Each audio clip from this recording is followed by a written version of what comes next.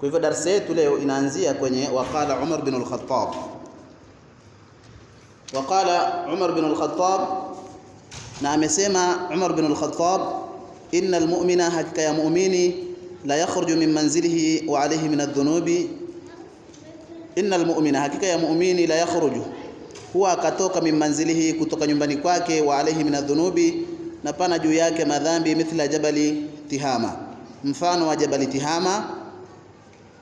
Fa idha sami'a al-alima, pindi akimsikia alim msomi, wa khafa, na akapata hofu, wastarja'a, na karejea, insarafa min al-majlisi, anaondoka katika kikao, walaysa alayhi min adh-dhunubi shay'un, na hapana juu yake katika madhambi kitu chochote. Kwa maana mtu kwa kusikia tu darsa inatolewa akakaa katika darsa, basi mtu huyo akapata hofu ya kumwogopa Mwenyezi Mungu, basi anaondoka katika kikao hicho akiwa hana dhambi kabisa, na wakati alienda akiwa na madhambi, asema mithla jabali Tihama, mfano wa jabali Tihama, maana yake dhambi zake nyingi sana.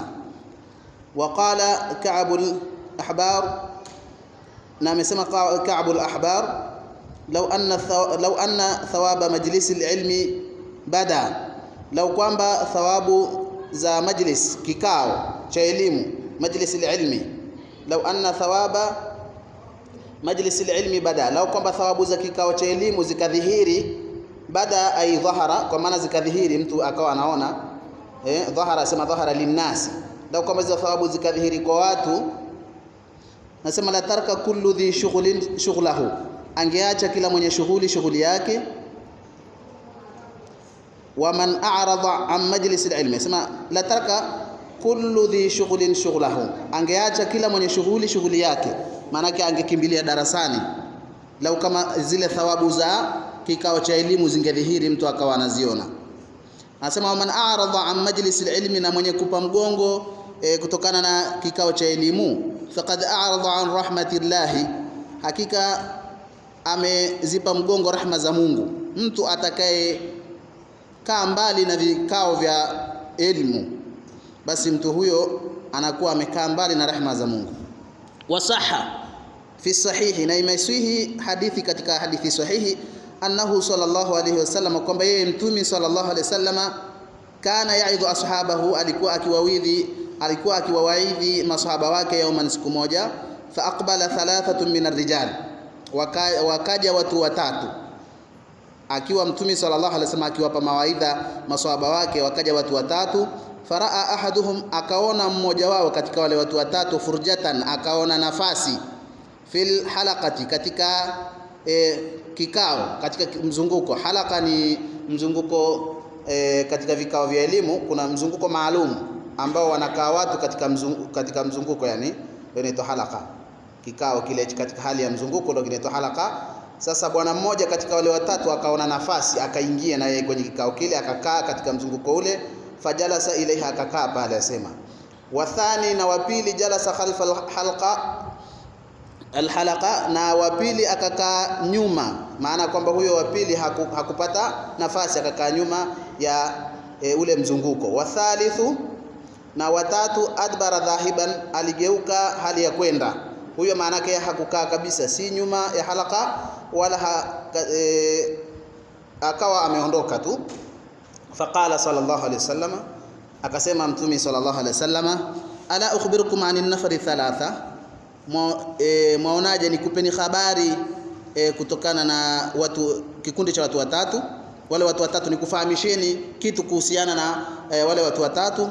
Mtume sallallahu alayhi wasallam akawa anawaeleza maswahaba, akawaambia, amma al-awwalu, ama wa kwanza, anaeleza Sheikh, asema huwa alladhi jalasa fil halaqa, naye ni yule aliyekaa kwenye ule mzunguko. Anasema fa'awa ila Allahi fa'awahu Allahu, anasema huyu bwana alipokaa akajikusanya kwa Mwenyezi Mungu na Mwenyezi Mungu akamkusanya, maana alijisogeza kwa Mwenyezi Mungu na Mwenyezi Mungu akamsogeza, akawa karibu na Mungu. Fa'awahu Allahu ilayhi.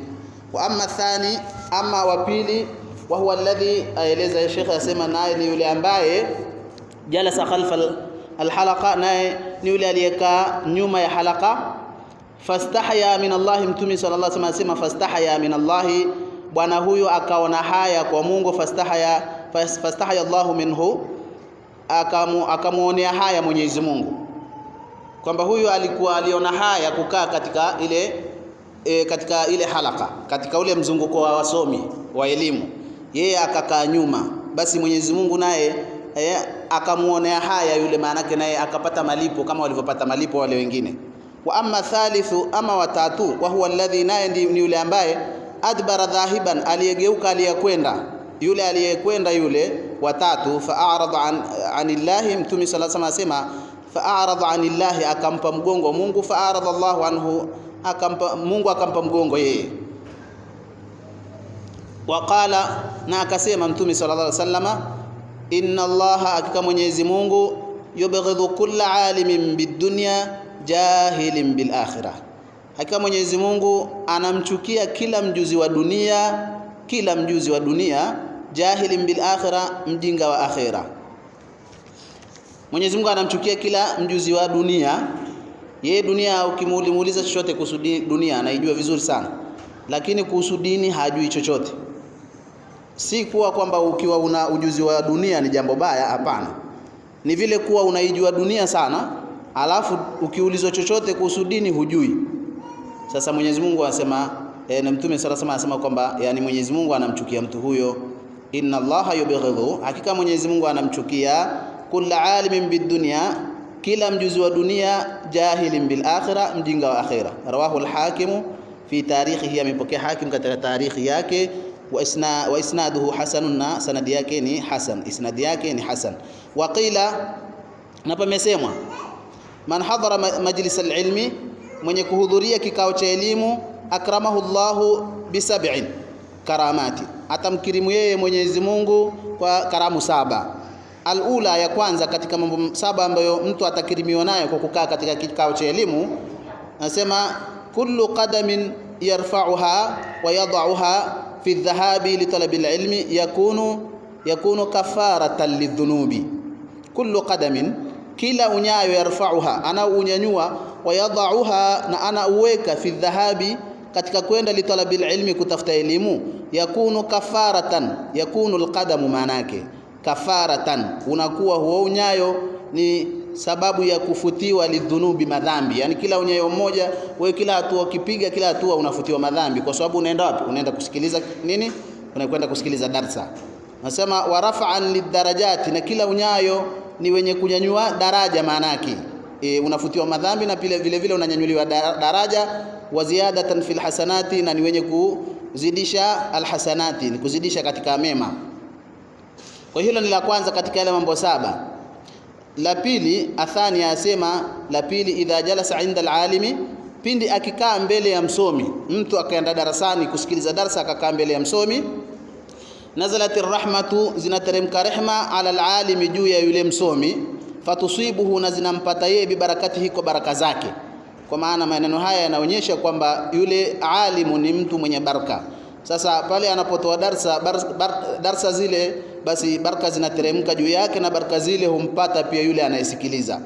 Athalitha, la tatu katika yale 7, katika zile mambo 7 ambayo mtu ukirimiwa na Mwenyezi Mungu akiwa katika kikao cha elimu, annahu, kwamba yeye kulama nadhara ila wajhi alalimi, kwamba kila akitazama katika uso wa msomi, yuktabu lahu thawabun, huandikwa kwake yeye thawabu, kaannahu fi salati, kana kwamba yeye yupo katika swala, bal kaannahu yanzur ila wajhi nabii, bal kana kwamba yeye yatazama katika uso wa Mtume sallallahu alaihi wasallam. Yani mtu anayemtazama msomi katika uso wake, vile akitoa darsa, kana kwamba atazama uso wa Mtume, vile ambavyo apata faida, thawabu, vile ambavyo kwamba anufaika na kikao kile cha elimu, kana kwamba atazama, anasema kaannahu yanzur ila wajhi nabii sallallahu alaihi wasallam.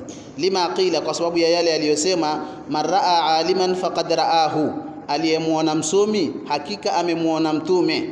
Yani mtu atakuwa hajamuona Mtume kwa uso, yani uso wake tu, lakini vile akimuona msomi, basi ni kana kwamba amemuona Mtume mwenyewe sallallahu alaihi wasallam. Unaona Arabia, lanne katika zile yale mambo 7 ambayo kwamba mtu akirimiwa akiwa katika kikao cha elimu, yakunu mahfudhan min adh-dhunubi, anakuwa ni mwenye kuhifadhiwa na madhambi, anakuwa ni mwenye kuhifadhiwa na madhambi kwamba asitende dhambi, wal khataya, na makosa, maadama fi majlis alilmi, muda wa kuwa yupo katika kikao cha elimu. Maana yake kwamba upo katika kikao cha elimu, unasikiliza darsa au unasomesha au unasoma, ni mwanafunzi au unasikiliza tu, basi wewe unakuwa umehifadhiwa, umekingwa na madhambi. Unawezaje kufanya madhambi? Hauna muda huo kwa sababu upo darasani. Unawezaje kufanya makosa? Basi ni miongoni mwa faida zinazopatikana katika kikao cha elimu. Miongoni mwa faida zinazopatikana katika kikao cha elimu, katika yale mambo 7 ambayo Mtume sallallahu alayhi wasallam ameyataja, hilo ni la 4. Al-khamisa, la 5, annahu kwamba mambo yalivyo, lau ghufira li ahadin, lau pakasamehewa kwa yeyote, min ahli almajlis, katika watu wa kikao, yushfa fi ghairihi, basi hukubaliwa vile vile kwa mtu mwingine. Maana yake kwamba faida zinazopatikana hata kwa mtu mwingine tu, kwamba yeye katika kikao kile, si wewe, akawa yeye amesamehewa katika kikao kile, basi na wewe kwa namna moja au nyingine unakuwa unahusika pia, unaingia pale. Asadisa, la 3 katika yale 7, asema annahu, kwamba mambo yalivyo, idha sami'a al-alim, kwamba yeye idha sami'a al-alimu, idha sami'a al-alima, pindi akimsikia al-alima, huyo bwana aliyekaa katika darsa akamsikia alima akisema jambo fulani la kielimu, akalichukua, wabalagha ghairahu, na akamfikishia mwingine, faamila bihi, na akatumia, huyo mwingine naye akatumia, hakuwepo katika darasa, lakini yeye akachukua jambo akaenda nalo akamfikishia mtu mwingine, yule mtu mwingine aliyepokea jambo lile akalitumia, asema falahu ajru, ana yeye malipo, huyo aliyepeleka kule ana malipo na yeye, ana malipo, mithla ajri man amila bihi, mfano wa malipo ya yule aliyelitumia lile, yule aliyelipeleka kule, naye atapata malipo kama vile mfano wa malipo atakayopata yule atakayetumia. Asabi'a, la 7 katika yale mambo atakayokirimiwa mtu aliyekaa katika kikao cha darsa, annahu, kwamba yeye yadkhulu majlis al-ilmi, annahu yadkhulu majlis al-ilmi mudhniban, kwamba yeye anaingia katika kikao cha elimu hali ya kuwa ni mwenye madhambi, wa yakhruju maghfuran lahu, na anatoka akiwa amesamehewa dhambi. Anakwenda na dhambi zake pale kwenye kikao cha elimu, kwa kule kuwa amekaa pale yasoma au asikiliza, basi mpaka anaondoka pale yale madhambi yake yanakuwa amekwisha samehewa. Waruya an Ali ibn Abi Talib karramallahu wajhahu, na imepokelewa kutoka kwa Ali ibn Abi Talib karramallahu wajhahu, annahu qala, kwamba yeye alisema, al-ilmu afdalu min al-mali. Tumalizie maneno ya Saidina Ali, asema kwamba al-ilmu, elimu, afdalu, ni bora, min al-mali, kuliko mali, li 7 awjuhin, kwa njia 7. Tuzitaje njia 7 alizozitaja Saidina Ali, kisha tumalizie darasa yetu hii, tuendelee na swala ya Isha. Asema elimu ni bora katika mali, elimu ni bora kuliko mali. Zingatia hapo kwamba elimu ni bora kuliko mali, na anataja mambo 7 ambayo ni sababu ya kufanya kwa elimu kuwa ni bora kuliko mali. Al-awwal, hali 7 au kwa njia 7. Al-awwal, la kwanza katika hizo njia 7, al-ilmu mirathul anbiya'i, elimu ni mirathi ya mitume, wal malu mirathu al-fara'ina, na mali ni mirathi ya wafalme. Kwa hiyo al-anbiya'u, yani kwamba elimu ni mirathi yao, kwa maana sisi tutatakiwa kurithi mirathi hiyo kutoka kwa mitume, na mali ni mirathi, yanasema, ya wafalme. Wathani, al-ilmu la yanqus, la pili, la al-ilmu la yanqusu bin nafaqati, elimu haipungui kwa kutoa, yani mtu kwamba ikawa yeye anaitoa elimu, basi elimu haipungui. Wal malu yanqusu biha, na mali yapungua, kwamba ukitoa mali inaweza kupungua, lakini elimu haipungui. Kama ulikuwa na 10,000, maana yake ukitoa 1,000 baki 9,000, lakini elimu ukitoa haupunguzi kitu katika elimu yako. Miongoni mwa vitu vinavyofanya elimu kuwa ni bora kuliko mali. Wa thalithu, Na la tatu, almalu yahtaju ila alhafidh, mali yahitaji mwenye kuihafidhi. Mali inahitaji kusimamiwa, mali inahitajiwa kulindwa. Wal ilmu yahfadhu sahibahu, na elimu inamhifadhi au inamlinda mtu wake. Unaona, ukiwa una elimu basi ile elimu yenyewe ndio inakulinda, lakini ukiwa na mali basi ile mali wewe ndio unatakiwa uilinde ili isiibiwe, ili isiharibike, lakini elimu yenyewe inakulinda wewe. Unaona? Warabi'u, na la nne, idha mata ar-rajulu, akifa mtu, khalafa maluhu, inabaki nyuma mali yake. Yeye anakwenda kuzikwa, mali yake inabaki nyuma. Wal ilmu yadkhulu ma'ahu qabrahu, na elimu inaingia pamoja naye kabrini kwake. Tazama kwamba mtu akifa anaiacha mali yake, mali inarudi nyuma, haendi kuzikwa na mali yake, lakini elimu anakwenda nayo. La nne hilo. Wal khamis, la tano, almalu yahsulu lilmu'min wal kafir. La tano ni kwamba mali inapatikana lilmu'min, kwa muumini, wal kafir, na mali pia yapatikana kwa kafiri. Yani mali haichagui mtu imani yake. Mtu aweza kuwa ni kafiri, yeye ndo kila siku hata anamtusi Mungu, lakini ndo Mungu anampa sana tena huyo. Kwa hivyo mali huwa haichagui iende kwa nani. Mungu humpelekea mali mtu yeyote katika watu. Kwa hiyo almalu yahsulu lilmu'min wal kafir, inapatikana kwa muumini na kafiri mali. Wal ilmu, na elimu, la yahsulu illa lilmu'minina, haipatikani ila kwa waumini. Elimu haipatikani ila kwa waumini. Waumini ndio watu ambao wana elimu. Wasadis, la sita, jami'u nasi yahtajuna ila alalimi.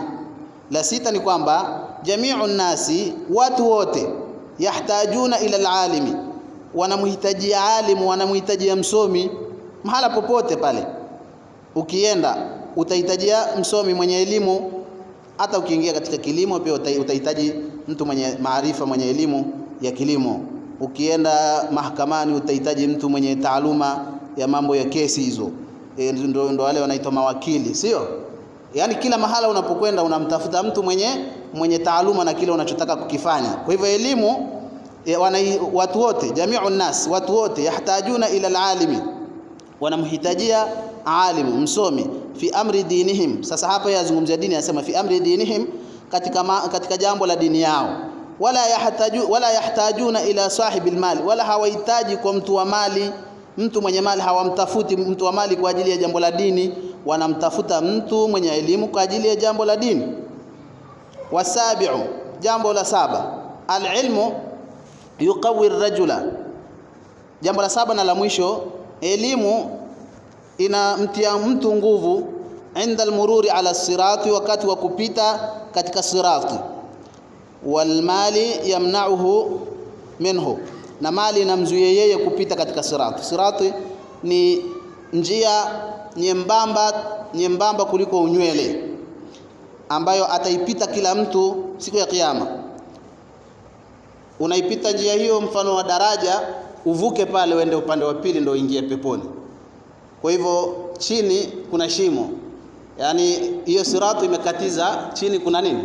Kuna shimo mfano wa daraja, alafu ile shimo chini ni moto, alafu natakiwa upite kwenye sirati, uvuke uende upande wa pili uingie peponi. Lakini hiyo sirati ni nyembamba kuliko unywele, unapitaje? Hakuna kitakachokupitisha hapo ila ni matendo yako. Kuna watakaopita, kuna watu watapita kama umeme. Sheikh, unajua spidi ya umeme? Spidi ya umeme tunaijua. Basi kuna watu watapita kama umeme, na kuna watu wengine taratibu. Kuna watu wengine watapita kwa kukimbia, kuna watu wengine watapita kwa kutembea taratibu wasiangukie. Kuna watu wengine watapita kwa kutambaa pale, kwa kutambaa, hata kutembea hawezi. Unaona maana kwa watu wanatofautiana kutokana na hali zao za matendo. Kuna mwingine ile akigusa tu yule kashaenda. Kuna mwingine akigusa tu kasha. Mwingine yule anatembea kidogo, hatua 2-3 anaenda chini. Mwingine anakaribia kufika mwisho anakwenda chini. Hii ni hakuna ujanja pale. Ni matendo yako ndiyo yatakayokupitisha katika hiyo sirat. Lakini anasema ukiwa na katika kulitaja ila saba ndo anasema kwamba elimu sasa inamfanya mtu anakuwa kawi, anakuwa na nguvu wakati wa kupita pale. Unaona?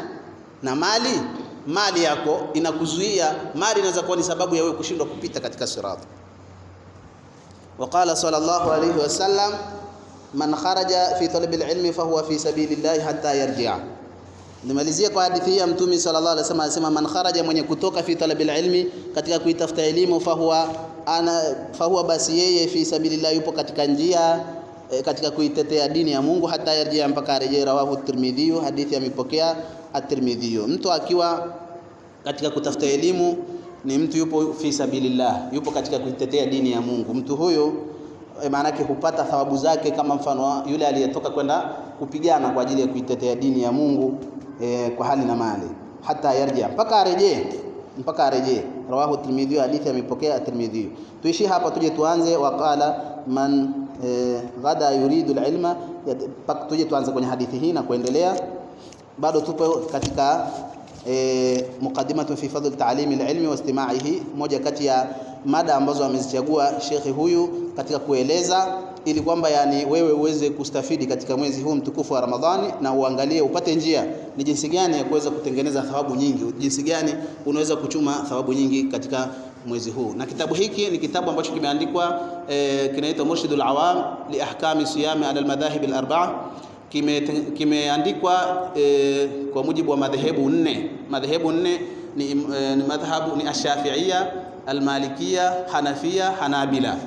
Madhehebu 4 maana wanakubaliana na kitabu hiki, kimezingatia misingi yote. Yakizungumza mambo ya aqida, itikadi pia yatakuwa yana ikiwa kama kutakuwa na ikhtilafu itakuwa anagusia shekhe. Na vile vile katika mambo ya fiqh kama kutakuwa kuna ikhtilafu, kama tukifika kwa mbele pia mambo ya zaka yataelezewa, na kadhalika zakatul fitri kama kutakuwa na ikhtilafu pia atakuwa anaelezea kwa mujibu wa madhehebu zote. Kama wewe madhehebu yako ni Imam Shafi, basi atagusia. Kama wewe ni madhehebu yako ni Imam Maliki au ni Hanafi wewe au ni Hanbali, basi atakuwa anagusia madhehebu yako. Kwa hiyo kitabu hiki kimeandikwa kwa mujibu wa madhehebu 4. Mtunzi wake Hadratul Arif billahi ta'ala Sheikh Shuyukhi Ustadh